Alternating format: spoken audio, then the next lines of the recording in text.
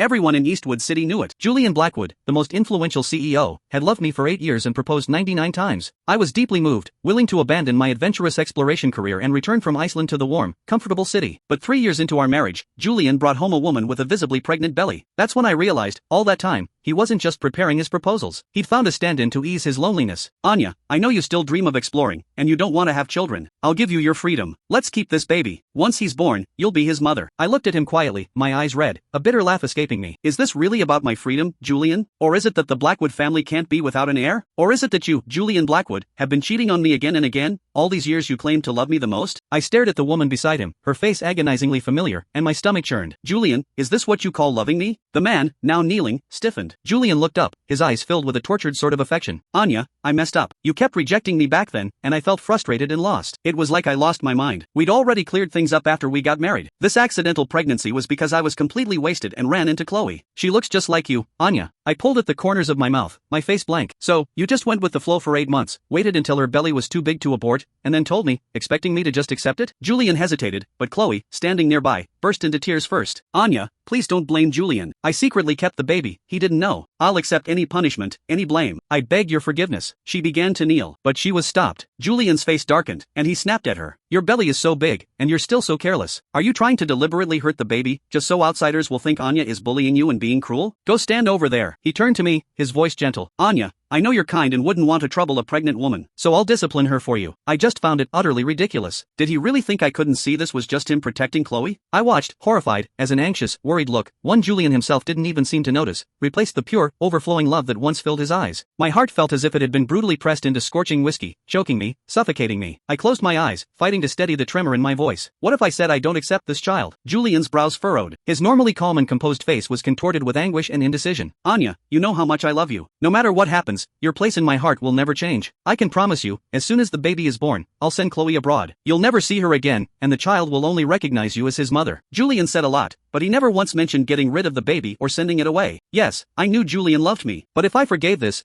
child would become a constant thorn in my heart, a constant anxiety, periodically piercing my flesh, making me relive the pain of betrayal unexpectedly. My gaze hardened. Just as I was about to speak, Chloe suddenly cried out. Ah, my stomach hurts so much. Julian, what do I do? Am I going into labor? Julian's face changed. He stood up without hesitation, scooping Chloe into his arms. Anya, I need to take her to the hospital. I'll come back and explain everything. But I clearly saw the mocking curl on Chloe's lips. Her face showed not a trace of pain. I bit my lower lip. Julian, don't go. He paused. If you leave now, then don't ever. I'm sorry, Anya. I'll take her to the hospital and be right back home, immediately. 10 minutes. The door slammed shut with a heavy thud, thrown by the man's hurried steps. The door closed, leaving the room utterly empty. My body slowly slid to the floor. Suddenly, I received a text message. It was a photo of hands clasped over a pregnant belly, with a message attached. A happy family, all together. So who's the third wheel now? My breath caught in my throat. The tears I'd fought back finally broke free, gushing uncontrollably. I clutched my phone, knuckles white. But before I could even process it, another call came in. It was Julian's mom, Vivian. Anya, I heard about the baby. You're angry, but you also need to think. You and Julian have been married for 3 years without a child. If you can't have one, are you going to stop someone else from having one? Don't get me wrong, but when this baby is born, won't you be the one who benefits? A free baby without the pain of childbirth. What's better than that? Vivian Blackwood had always had something against me. She used every chance to lecture me. I suddenly calmed down. You think this is a good thing? You're so open-minded about it. Maybe Julian was also brought home by his father, from someone else? Sure enough, the person on the other end erupted into a furious tirade. The moment my son was enchanted by you, I knew you'd be the biggest mistake of his life. I hung up the phone. Vivian's last words echoed in my ears long after. I was Julian's mistake, but wasn't he mine too? After Julian fell for me at first sight in college, he launched an intense pursuit. Even when I rejected him again and again, he never gave up. After graduating, I joined a world exploration team and flew to the Arctic. He followed closely, relentlessly declaring his love. His 99 meticulously planned proposal videos are still famous all over the internet. Even my heart, often so guarded, was finally moved by his daily persistence. For what I believed was true love, I put aside my dreams. But for someone accustomed to the freedom of wandering, trying to adapt to a stable life was incredibly difficult. I constantly suppressed the suffocating feeling of being trapped. Now, that pure, sincere love that first moved me was gone. Silence surrounded me. One thought became clearer and clearer in my mind. I never waited for Julian to come home. All I got was a complaining call. Anya, Mom said you cussed her out. Please understand. She just wants to hold a grandchild. Suddenly, I heard a woman's soft, whiny voice from the other end. Julian's voice cut off abruptly. Listening to the fumbling on the other end as he muffled the phone, I let out a breath and said softly, Julian, let's get a divorce. As expected, he disagreed, and started begging again. But I'd heard too many meaningless apologies.